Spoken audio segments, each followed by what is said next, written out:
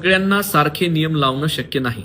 प्रत्येकाचं शरीर वेगळं आहे, प्रत्येकाची पचनशक्ती वेगळी आहे. 34 वय आहे मरण्याचं.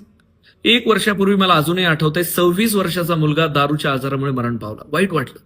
आणि हे सगळे जे कोणी मरण पावलेत ना कमी वयामध्ये, ह्यांना आधी वॉर्निंग देण्यात आलेली. असं नाहीये की फर्स्ट आहे. म्हणजे हा देवाने दिलेला आजार नाही, आपण विकत घेतलेला आजार आहे.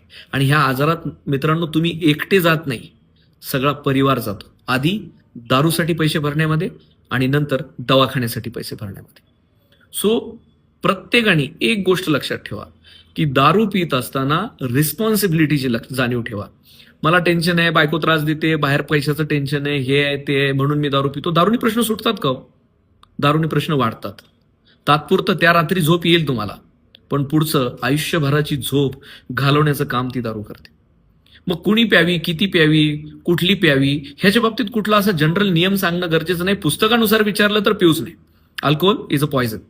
पण काही लोक, आणि आजही समाजात जर तुम्ही बघितलं, सरकारने दारू विकायची बंद केलेली नाही जर पॉयझन असलं तरी, कारण त्यांचा रेव्हेन्यू त्यातनंच जन्मतोय.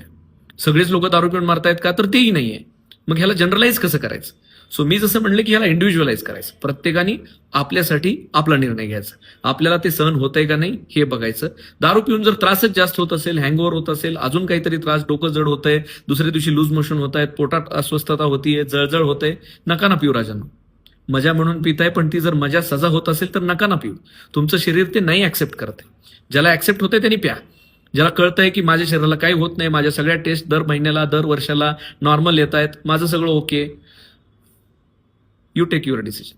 पण तपासण्या करत राहणं, लिव्हरची काळजी घेणं, कारण आपली शरीर हीच आपली प्रॉपर्टी आहे.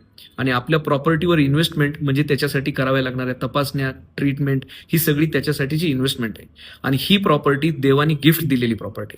सो ह्या प्रॉपर्टीला सोडून आपण बाकी सगळ्या प्रॉपर्टीचं टेन्शन घेऊन ह्या प्रॉपर्टीवर अत्याचार करत राहतो. तर मला असं वाटतंय की दारू पिताना ह्या सगळ्या गोष्टींचं भान ठेवणं गरजेचं आहे. किती पिताय, काय पिताय, मी जसं म्हणलं, ह्याला कुठला नियम लावून हीच प्या किंवा ही पिऊ नका, नाही. पुस्तकानुसार नाहीच. पण जेव्हा तुम्ही पिताय किंवा ते अनअवॉइडेबल आहे, काही लोकांचं म्हणणं मी नॉर्मल पितो. अरे नॉर्मल नसतंच, नॉर्मल दारू नसतेच. पण तरीही पिताय तर तुमची जाणीव ठेवून प्या, आपल्या तपासण्या करा, आणि आपल्याला जर त्रास होत असेल तर पिऊ नका.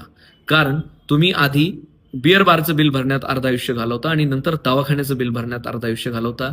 तुमच्या बायकोचं, तुमच्या आईचं, वडिलांचं आयुष्य तुम्ही एकटे दारू पिऊन बर्बाद करून टाकता. त्यामुळे हे नक्की लक्षात ठेवा की काहीही झालं तरी आपल्या शरीराची जाणीव ओळखून, आपल्या शरीराचा अभ्यास करून ते आपल्याला जमतंय की नाही ह्याचा विचार करून त्याच्याकडे जा. आणि बाकी सगळं झाल्यानंतर तर डॉक्टर आहेच आहेत.